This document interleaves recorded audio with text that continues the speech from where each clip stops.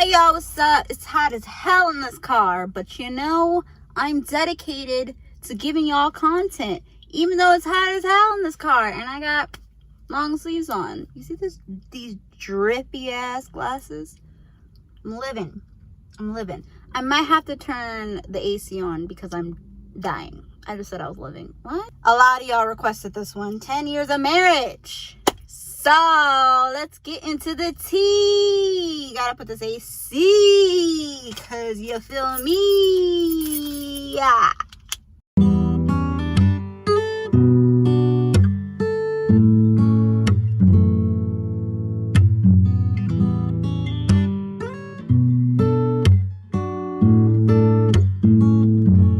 Alright, so me and Mitch are gonna be married for 10 years on my birthday next month. So it's only fitting that I do this. I feel like every marriage is different, right? 10 years of marriage for us, though, I think is a big difference from 10 years of marriage over the age of 21. Like, as an adult, we've been married since before the age of 21. 10 years of marriage with adults who've lived on their own, lived their best life, know who they are, is really different from 10 years of marriage with high school sweethearts, obviously.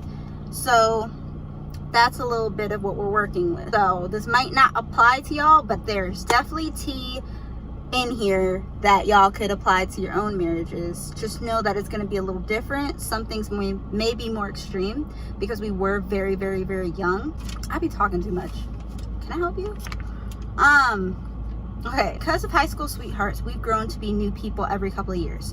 So even if you're not a high school sweetheart, keep in mind that the things that you're interested in, the things that you like, just your overall interests change every, 5 years? Your core values and everything should stay the same, but a lot of things change. Maybe how you dress, your taste in shows, it could be surface level like that, or it could just be your thought process on life. With this pandemic, I know a lot of people's minds have changed just in a year on mental health. Before, they were like, mental health really isn't a thing, it's a trend, and they very much invalidated people who have struggled with mental health issues and kind of like watered it down as it's not this big thing until they've experience it themselves. And that only took a year to change people's minds about mental health and even racism and just so many things. So imagine what could happen in 10 years. Believe it or not, those things can affect a marriage if the other person isn't on the same wavelength as you, or the other person has big differences. So keep that in mind. Having to learn new things about your partner and yourself. Okay, so this is super important.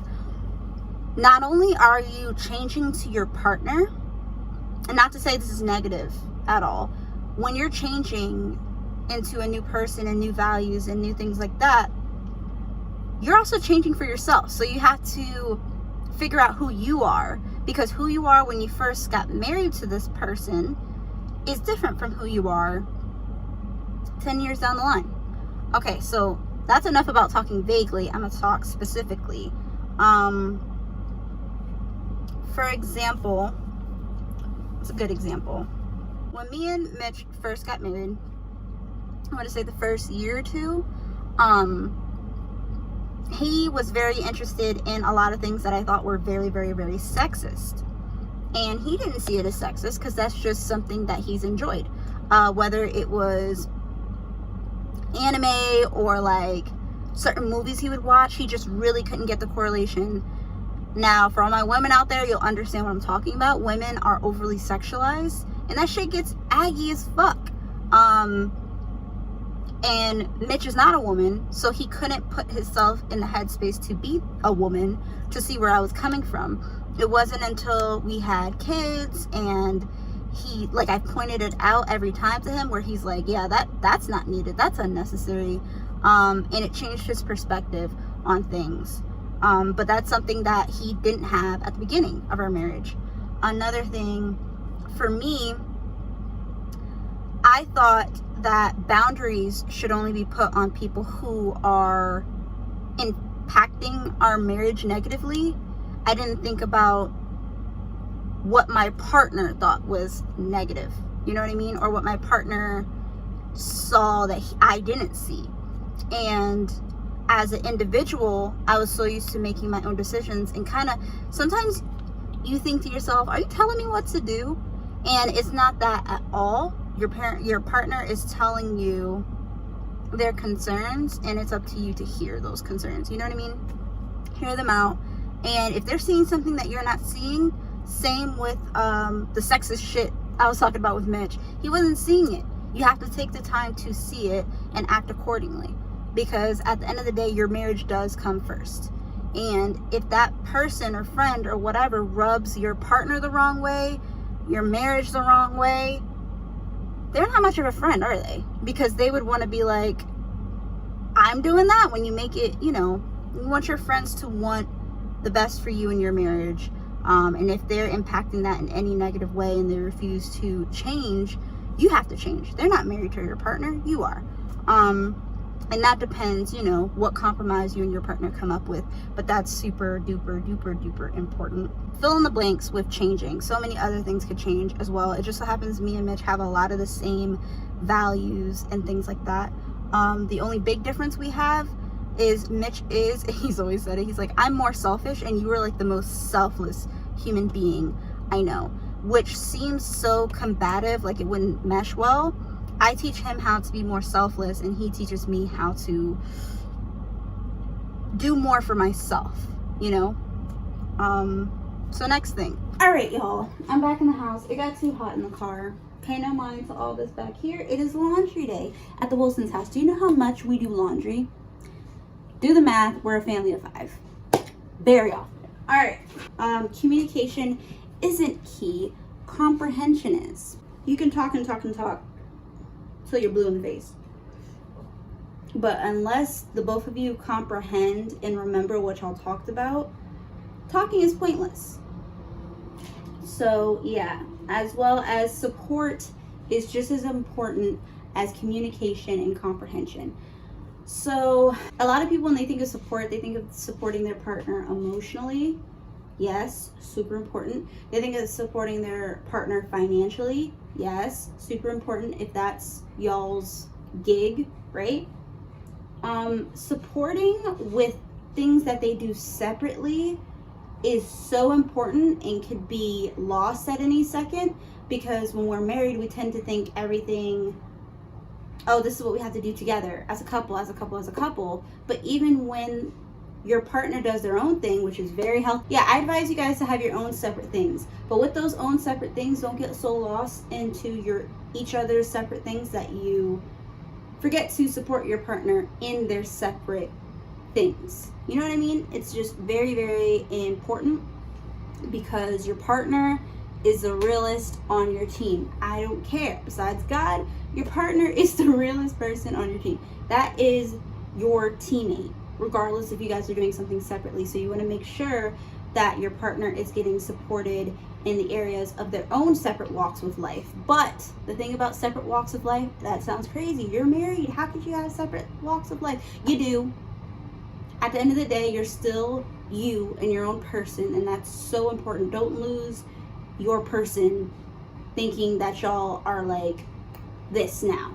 Yes, emotionally, soul-wise, you are one, but you are very two separate human beings. You have 2 different brains, okay? So when you're taking your separate walks, you guys, you know that little kids that had the little leashes? That's what you guys have. You have a tie, and it's your wedding ring that connects you guys. You guys are walking together. You guys are holding hands. Tones matter. They matter so much. And this is what I mean by that. Everyone knows, like, you don't want to talk to someone who already sounds over it, right? But what if, because that's simple, right? That's simple to spot. But what if the person who has a tone has no idea they have a tone? That takes a lot of self-reflecting and self-acknowledging. So if I'm not a good judge of who I am or how I am or what frustrates me or gets me flustered, and I'm naturally flustered, my partner's gonna be like, hey, is that towards me? And I'm gonna be like, what are you talking about? Because I'm not self-aware that this is bringing me this, or I feel this way, or this is how I'm speaking. And then I'll sit here and say, I don't have a tone, I don't have a demeanor, I don't have anything, because it's true, you don't have it with a person when you're talking to them. But if you're not aware of how your body language is and how you're sounding, being self-aware is so important, or you will negate that you have an issue, or that's how your partner's feeling, or that's what they're hearing. So always be self-aware, so that doesn't happen. Take a moment to be like, wow, this isn't about you, it's about this, and that goes a long way, because that's going to happen. Like, you're going to have to communicate. You can't wrap up communication because you're going through something, but let your partner know, if need be, that this is what's going on, and I just want to make sure you know this isn't about you, because it's easy for those lines to get blurred, and it seems like you're coming at your partner. You know what I mean? Again, I keep saying partner. Partner is not just a word. That is your literal buddy for the rest of your life. So act like it, you know? One of my best friends, Alexis, she was like, you know, it'd be cool for communication tactic or whatever, subliminal stuff or things that aren't said. Putting a magnet on the refrigerator. 2 special magnets, you have them. Only 2 that look the same. And one partner, because if you have kids and just so many other things going on, it's hard to remember, or you got so many things going on and you just don't want to do the most. So you'll put a magnet on the refrigerator like, hey, I'm willing to talk, and then the other person puts the other magnet, meets you halfway, and it's like, okay, so it's meeting time. So instead of it, you could do that with a notebook.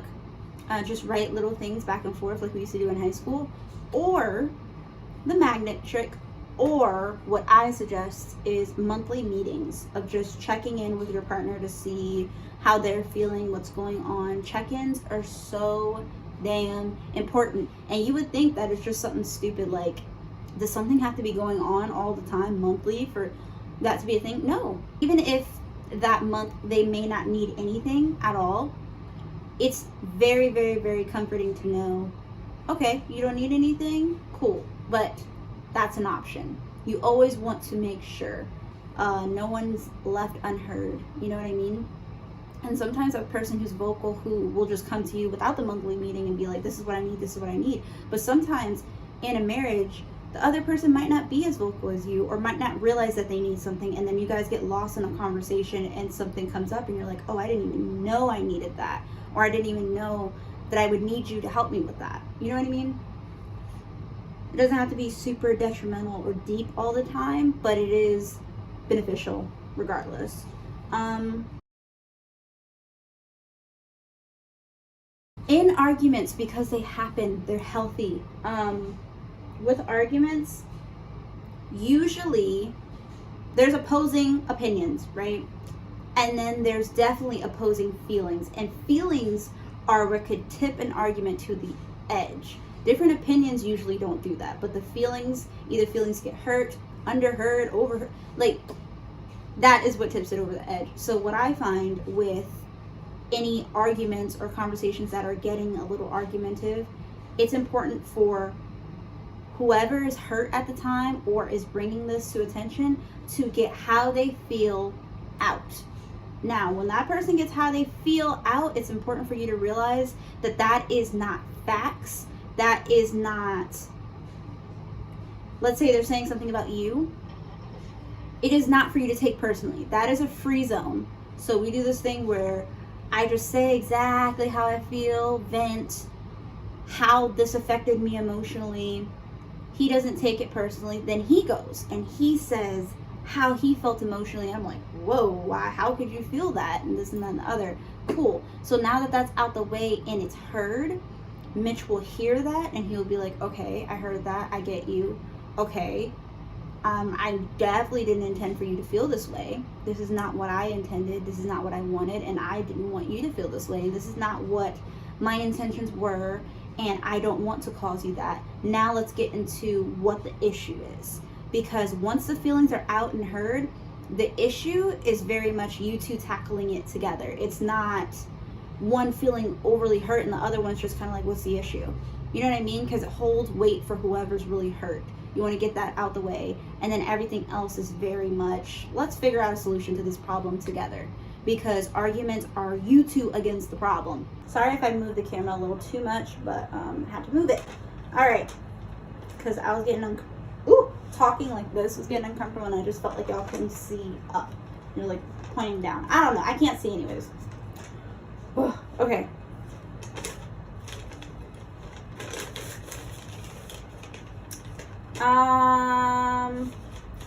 All right, walk-offs are needed sometimes. All right, so we're not perfect, and definitely the arguments are going to be, depending how severe the feelings are, it's going to be very hard to think logically. So sometimes when things are overwhelming, or when your partner is on E, I'll go into that in a little bit, walk-offs are very important. Now, I'm going to talk about my marriage personally. I didn't believe in walk-offs. We would have heavy discussions, and Mitch would just get to the point where he's like, I'm out. You stay here, I'm walking to the living room, blah, blah, blah. He would get just so overwhelmed, and I would get so hurt, because it's like, no, we have to handle this, because I was taught you handle the argument. You don't go to bed upset or anything. We have to handle it. It is no pause, and then we'll get back to it whenever we get back to it. But now I know, definitely let that person live their best life, calm down, get their self-centered, and get their self-awareness right, and just get their mind mentally out of the E phase, like a gas tank, before continuing. It's going to be better for me when he walks off, because he can then gather himself, and then we can continue to talk. Now, for the person who walks off, you can walk off. It's healthy to walk off when you need to. But that in no way you should use a walk-off as an exit, and we're not going to talk about this again, or it's a walk-off and we'll talk about it another day. That is not going to benefit y'all's relationship. Not a month from now, not a week from now, because the person's still hurting, and you both are still hurting. So there's two sides to that. Now what I mean by a person on E, you can get on E just in general, like with friends or with family. Like, imagine a gas tank. You fill it all the way up. You're at your greatest. But then something happens to you emotionally. You're stressed out about work, or you're stressed out about bills, or you're stressed out about whatever. Now you're at almost a half a tank. Now, okay, you are not feeling well health-wise. Now you're a little lower than half a tank. And then stuff with your partner pops off, or family relatives pop off, or somebody just wants so much of you, and then you haven't been able to pour into yourself. You are on E. When you're on E, cars can't run. They just can't anymore. They can't give anymore. And they can't give properly, even if they tried. Because a lot of people try, and you just can't give properly. So it's important to fill yourself back up, at least to a half a tank, a quarter of a tank. And when you do that, your partner will help fill you up, so we can both get full up together. Does that make sense? And you could be at E with anything, even if you're not even married. Make sure you're replenishing as much as you're putting out. So, yeah. Boundaries change as you get older. Bro, they do. When we're younger, you think that certain issues are very much like, what's the problem? It's not that serious. But then you get older, and your morals and principles and things just change. It's important to realize that boundaries should be given in all aspects, whether it's friendships, coworkers, family members. It's so important to have boundaries during family members. And those boundaries are just to create a safe space, not only for you, but for your partner as well. And you always want to make sure your partner is comfortable with everything you're doing. And if they're not comfortable, find a compromise, because you still are your own person. But you always want to make sure in good taste that your partner is taken care of emotionally and mentally. And so are you, because you are just as important as your partner. Never stop dating. I know you guys have heard this before. It's very easy with being parents, or just being married, or just life, where you get so used to your partner that you stop dating. And like I said, we're always changing, so you want to get to know the new person, or the new values, or the new things that you're interested in. Try new things. There's never a limit to the new things you could try with your partner. It's just a limit to what you're willing to try. And if you're not willing to try something, then that's the problem. But there's a limited amount of things that you could do with your partner to keep that sparky. Sparky. Love language is so important. I think I talked about this in one of my older videos. So if I was to speak to you in a different language and you didn't understand what I was saying, but I do love you and I'm explaining to you how much I love you, how do you know that I love you? How are you going to reciprocate that love to where it hits you? You're not, because you don't understand what I'm saying. Same with if you did the same to me. Love languages, you love your partner in their love language so that they can feel that love. Because it doesn't matter how much you love someone, they won't necessarily feel it wholeheartedly if it isn't in the way that they can reciprocate it. Does that make sense? Love languages are just so important. Once you learn what your partner's love language, and you will by comprehension and comprehension, you will be great. There will be no more disconnect, because a lot of people feel like, I'm not super loved, and you could be very, very loved. I know in our marriage there was a time at the beginning, first 3 or 4 years, I was like, Mitch just cares about work. Oh my gosh, like, he loves me. I know he loves me, but like, his number one concern is providing. And at the time I was working and everything like that, and I was like, damn, I could provide and then come home and like switch it up. Mitch was just so like, no, we have to provide. And then if I'm at home, okay, now I gotta make sure the groceries are intact, and like, I gotta check off groceries and check off coupons and make sure our money is saved. And he got so in it that he's like, I felt neglected in a way. And then it wasn't until I had a simple talk with him, instead of taking it so personally, because I took everything personally, he was like, that's how I show love. I want to make sure things are right for you. I love you so much that I want to make sure you're provided and taken care for. That's how I show love. And I'm just like, oh, so you know what I mean? And same with me. I do certain things, and Mitch is like, damn, I'm right here, because his is quality time. And I just get so tired after doing a whole bunch of other things that he's like, well, don't you want to hang out with me? And I'm like, I don't really like what you're watching. And I didn't think it was a big deal. And he's like, well, I enjoy watching things with you. And I enjoy both of us to be present while we're doing so. So undivided attention is super important. It seems like it's so little and like irrelevant. It's very important. It just depends on how your partner receives love. Therapy for individuals and together. Okay, so we are millennials. I'm just speak for the millennials. I can't speak for anybody else. We come from a fucked up generation, all right? And we're all going through mental health issues one way or another, even when we're not millennials. It's up to you to realize what's important or what are you lacking, and to just take, again, self-awareness is so important with everything you do. So what I started to do is I took initiative, because I've been depressed for, when did I first get diagnosed with depression? I want to say I was 14, 15, and then it was very much swept under the rug because my mom had took me to a counselor, long story. And then it wasn't until I got older to where I realized this is not okay. What I'm feeling is not okay. I can't anymore. I can't do it. And I looked at my children and I was like, I got to do better for them. So I reached my wits end and I went to therapy, and I've been in therapy for 2 years after that. And I didn't realize how much it benefited me as a person, or it would benefit me, and it ended up benefiting the people all around me. So it's very, very, very, very important to do therapy for yourself. And if you don't want to do therapy, that's fine. That's not I think everyone could benefit from therapy, but you don't have to go to therapy. But if you're not going to go to therapy, you should look into yourself. Look into healthy ways of doing things. With everything, try and just be better, never stop growing, never stop trying to be better. And that's basically what therapy is. You just have a guide doing so, but you could do it on your own. If you do your own research and whatever the case is, for whatever reason that you don't want to go to therapy or you can't go to therapy. I'm not advising anyone to take medication.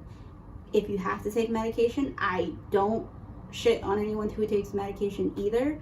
I just know a lot of people who think when you go to therapy that you have to start taking medication. That's never the case. But through therapy, the first year of therapy, my therapist was also a couples therapist, and she's like, we could do, so I did therapy every week, and then I did couples counseling with Mitch every other week. And also before couples therapy, she had Mitch come in to hold me accountable for certain things with my own individual therapy, because it's very important to hold your partner accountable for certain things, and she wanted to make sure I was getting the support I needed. And Mitch benefited a lot from me going to therapy. He finally knew how to love me in the ways that I needed to be loved, or how to be there for me in the ways that I needed to be loved. And that was like the key for everything. Besides, you know, of course, self-love for me, and just so many tools that I have for me now was great. And then Mitch then went to therapy on his own, and he's like, whoa, I never wanted to go to therapy, but he's like, there's so many things that I'm learning about myself, which in turn I'm learning about him, which is benefiting all of his relationships as well, not just marriage, but friendships and family and things like that, and just him as an overall person, because you want your person to be happy and all that. And you can't be happy if you're not happy within yourself, and you can't make someone else happy if you're not happy within yourself. Did I just repeat myself? Health plans. Before marriage, I think it's very important. Again, me and Mitch got married at a very young age. We didn't look into this. Before marriage, I advise you guys to look into medical things. Things happen when you're married. Mitch has had a lot of medical problems. Mental health problems. Like, there's just so many medical things that you, even if that's not the case, look into, so that you could take the steps or make plans for if this happens or if that happens, or God forbid, if a car accident happens, what would you like, you know, have those conversations before marriage. They're so important. It doesn't matter how healthy you are. It just doesn't matter. Anything could change, and now you have to navigate and figure out how to do that. It's still going to be a shift, because no one can predict what type of medical problems you're going to have in the future, but you can have plan A, B, C, D's, and so on how you're going to handle it, and overall support your partner or whoever is going through the medical thing. And the victim of the medical thing, is that a victim? Whoever's going through medical issues will be able to also see you as their caretaker. I know that sounds harsh, but you essentially are your partner's caretaker at some point, if medically things get bad, and they are met. Like, you have a free space to speak, because resentments can pile up, and it's not healthy. Yeah, and I'm glad that I've learned that now, and like, medical issues don't really faze us as much now. Knowing who you are makes a difference in your marriage. Without knowing yourself, you can get lost. So with those constant changes, keep self-evaluating. I've already said this. Know yourself. Because guess what? You know your partner. You love your partner's changing. And if you're not evolving with your partner, and you're not exploring yourself, you can get lost. Like, you have to keep growing together. We are humans. We grow apart and then we grow together, because you're two people choosing each other, and two people choosing love, and two people choosing to stay together. So don't get lost in loving your partner, because that can happen as well. You can get so lost in what your partner loves, likes, and all this other stuff that you lose who you are. And you're not just, I'm sick of the whole, oh, you're married, we are one. You're not just a wife, you're not just a husband, you're not just a mom, you're not just a dad, you're not just a sister, you're not just a brother. You are who you are.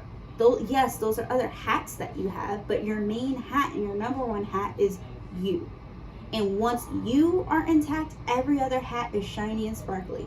You shit on who you are, your main person, all those other hats are going to be raggedy as hell.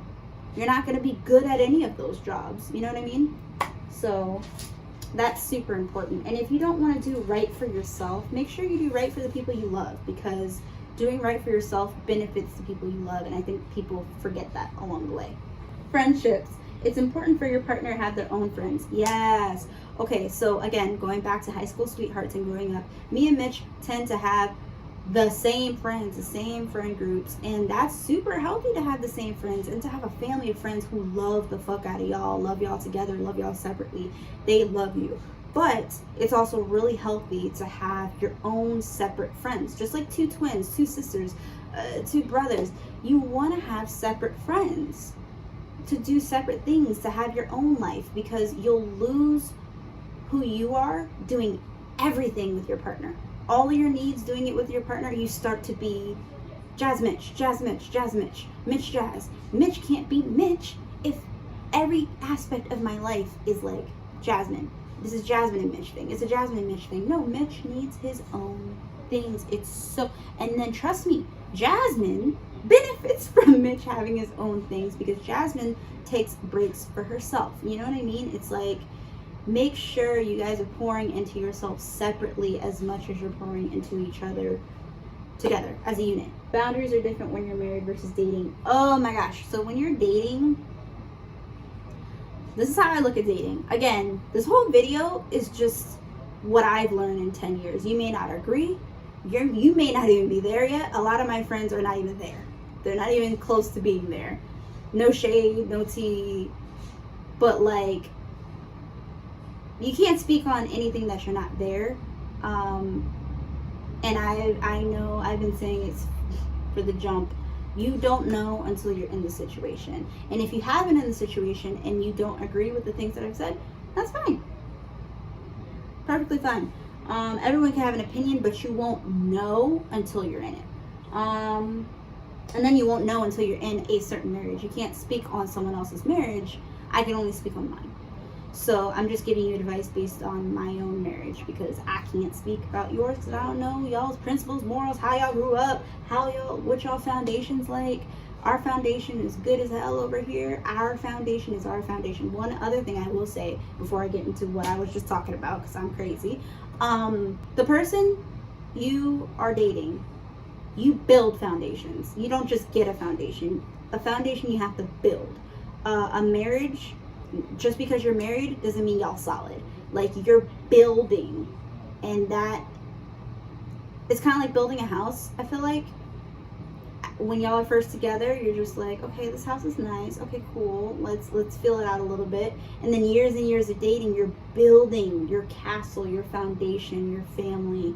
And the more you put in, the stronger the foundation will be. The less you put in, and at the beginning phases, it's a nice little idea, and it's not everything you want. Everything in life you have to build for, and that comes to relationships as well. There is work being put into it. You're never gonna find someone and then just, oh, there's no work. There's barely any work at all. If there's barely any work at all, that means y'all are not really going through anything together. I'm gonna just call a spade, bitch. All right, boundaries are different when you're married versus dating. When you're dating, you are dating for marriage. Me, personally, that's what I was dating for. Like, okay, is this a person I can see myself with? I didn't just date just to date and then be like, I'm gonna just throw it away anyways, because it was a waste of time for me. I'm dating to find my person. And in that dating, it's kind of like a trial period. And you're trying to figure out, do I like this? Do I like that? While you're not really working on your boundaries at the time. I feel like boundaries, you set boundaries for things that you're trying to protect, meaning that you have it already. This is what you want to protect. So you naturally put up boundaries when you're married, because you're trying to protect and defend your foundation. Kind of like the house situation. I feel like they just look different from dating to marriage, and I can't really go into specifics because it may not apply to you, but whatever your boundaries are, they do change from dating to marriage, and it's totally up to you and your partner. Don't let anyone who you're setting the boundaries up to be like, that's not, they ain't in it. Anyone who loves you or gets offended. Anyone who gets offended by your boundaries was benefiting off of them not existing. Anyone who doesn't care about your boundaries wasn't a threat to anything. Not all your friends want to see you and your partner win. Not all your friends are 100% on board with your marriage, because some of your friends might have secret attachments. Another thing, friends in general. Some friends don't understand what the fuck boundaries are, even if they are not attracted to your person, like sexually or whatever. There's some things that your spouse may not like. I don't like that. I don't like how that person was like that. And that's for you and your spouse to work out. And if your spouse agrees with you and is like, yeah, I see that, I hear you, which your spouse should always hear you, that person has to chill. And if the person can't chill, that's fine. You don't expect them to change how they act. They are who they are, but you act accordingly and set up boundaries. So I have to take a step back from you. In-laws, boundaries for in-laws are important, and in-laws in general. This is what I've learned about them. So going into marriage, I thought I'm going to gain more family and everything's going to be great and they're my family. And yes, you could develop your own family through your in-laws, but it's not boom, they're your immediate family, we're family now, like in the movies, or like people are like, we're family now. Yes, in a legal sense, your in-laws family, you know what I mean? But family takes putting in. Just because you're married to their blood doesn't mean that you are automatically family. And there's so much heartbreak on my end that came with that, because his family wasn't as embracing as my family. And even the family who was embracing, they would embrace only when it's beneficial. So like there's a little mix and turns, and in-laws get messy, sis. I'm gonna just let you know, in-laws get messy. You're not gonna have, all the in-laws aren't gonna be your favorite. They're not. But you will have in-laws that you connect with and that are your family. I'm just saying it's not the pretty picture, that's my second family, hey. Just like your family where you came from, not everyone is family, you know? Not everyone you're close to, not everyone you have a connection with, same thing. So yeah. Living is easy. Everyone said, oh my gosh, when y'all get into your own house, this is going to be hard, this is going to be hard. No, living has always been easy for Mitch and I. We're responsible, we take care of our own. Mitch and I are 28 years old, and we've given money to people older than us. We've taken care of people older than us. We've taken care of our friends. Just about all of them, if not all of them, give or take 2 or 3. We've taken care of people. Like, as much as taking care of ourselves and kids and things like that. And like, that's always been easy, and we'll do it again. The hard part is boundaries, and just the deeper things. Family respects marriages. Make sure your family respects your marriage. A lot of the times, because Mitch and I have been so young, or we're so young, family they see you as, that's my daughter, that's my son. No, you have to see me as your daughter and son, because I'm always going to be your daughter, you're always going to be your son. That's married. It's not only your daughter or son's decisions now, it's them as a unit. And if they can't handle y'all's decision as a unit, they are not respecting you, and things need to be put down. Things need to be nipped in the bud. Nip that in the bud as soon as you see it. That's my advice to y'all. Like, being so young, we didn't even care about all that. It was just like, oh yeah, she's annoying, so and so's annoying, he's annoying. No, nip that in the bud, because it causes, like, little things from the past can grow bigger. It's like a snowball, a tiny snowball, and it like just gets bigger and bigger and bigger and bigger, and now it's like smacking you on the face, and you're like, whoa. It's important. In our 10 years of marriage, I've learned that there are some things, you're gonna get hurt. In any relationship, marriage, even family, there's things that are gonna hurt you or bother you. And if you don't nip that in the bud, resentment starts to grow. The pain travels and manifests itself into other avenues of y'all's lives. And it it's gonna make you face it. Like, this is you to it, and it's like, hey, I'm right here, and it's growing. Make sure you guys deal with any past traumas separately, because that manifests into something together. Manifest any past issues, because just because it's in the past, it doesn't stay in the past. You carry it to your present, and you don't want to carry it to your present, and you damn sure don't want to carry it to your future. So get rid of it. It's dead weight. Address it. So important to address things. And when it comes to issues that take a healing, I'm gonna just throw that out there. I know I'm all over the place. Healing. If something happens in the past, whether it's trauma, individually, separately, together, whatever the case is, healing is not going to be cute. Healing isn't sage and candles. Healing isn't self-care. People get that shit. Self-care is different from healing. Healing is ugly. It's gross. It's talking. It's beating a dead horse. It's talking it out every day, no matter, anytime you feel it and have to splurge, vent, get it out. Get it out. It gets repetitive. It gets annoying. But whoever is still feeling it, that just means that they're not over it yet. That's what healing looks like. And if you love your partner, all right, what do we gotta do now? Damn, it's still around? All right. Let's tackle it this way. Let's tackle it this way together. At the end of the day, you're two different people, and what your partner eats won't make you shit.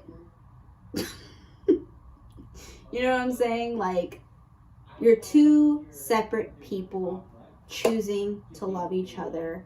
One unit, one foundation. That is your land. That's your person you're going to fight for regardless and always. That's natural if you truly love someone. But you got to make sure you're working on the foundation. And basically everything I talked about today is how to build up your foundation. Take the tips and tricks that I told you and use it. If not, if you don't want to use it, spin it, make it your own. Do your own thing. It's important. I hope that I helped somebody or prepared somebody. Overall, guys, it's a beautiful thing. It's a great thing to just have try not to get emotional. Have a person who's going to be with you, alongside you, forever, fighting for the best for you, even if that means I'm gonna fight you to get the best of you. You gonna get the best of you, and I want you to get the best of you, and the best of us are going to win together. It is an amazing feeling. It's not all butterflies and rainbows, and you can't plan for this shit. There's so many people who are like, plan. Your plans are gonna be obliterated. But it's nice to have a game plan. It's nice to have a plan for when plans get obliterated. But overall, choose your partner. When all else fails, choose your partner. Start from scratch and choose your partner. All right. Love y'all. I'll see you guys next time. Merch is coming so freaking soon. It's crazy. All right. Love y'all. Bye.